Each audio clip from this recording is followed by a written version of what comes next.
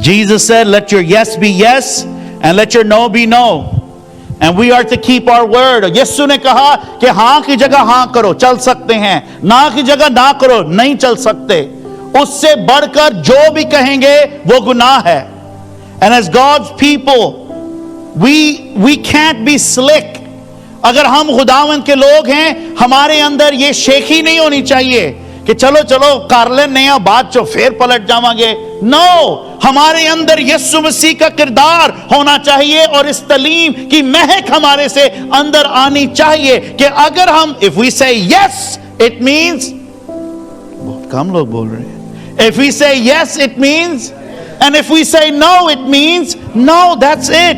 And Joshua, अब उसने अहद कर लिया है, अब उसने अगर अपनी जिंदगी भी खोनी है, he has to keep that promise. एक वक्त था where our word was our bound. इतनी ज्यादा लंबी एग्रीमेंट्स नहीं लिखनी पड़ती थी. एक वक्त था कि लोग कोई चीज बोल देते थे और उस जुबान की कदर होती थी. The older folks used to say, even if you lose everything, सब कुछ भी खो जाए कोई गल नहीं, तुसी हुण जुबान दे के आए हो.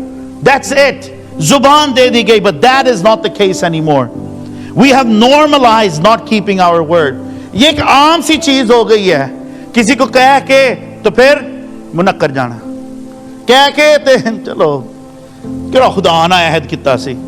यशुआ ने खुदा के साथ नहीं अहद किया, उसने ना ही मसीहियों के साथ अहद, ना ही उसने इसराइलियों के साथ अहद किया, ना ही यशुआ को यहोवा को मानने वालों के साथ अहद किया. आजकल ये भी लोग ना कॉम्प्रोमाइजिंग की लाइफ में कर देते हैं. देखिए वो कौन से मसीही हैं. हमारा जो है ना वो अगर मसीह के साथ अहद है ना तो उस अहद को हमने रखना है. गैर मसीह के साथ अहद रखने की नहीं जरूरत. नहीं, हम मसीह के लोग हैं. यशुआ ने उनके साथ अहद बाना जो यशुआ खुदावंद यहोवा को मानने वाले लोग नहीं थे, लेकिन फिर भी उसने अपने अहद को पूरा किया. सुलेमान कहता है अच्छा है कि तुम अहद कोई ना ही बांधो.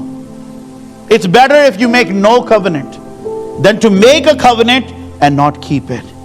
And so Joshua gave his word and he honored his word.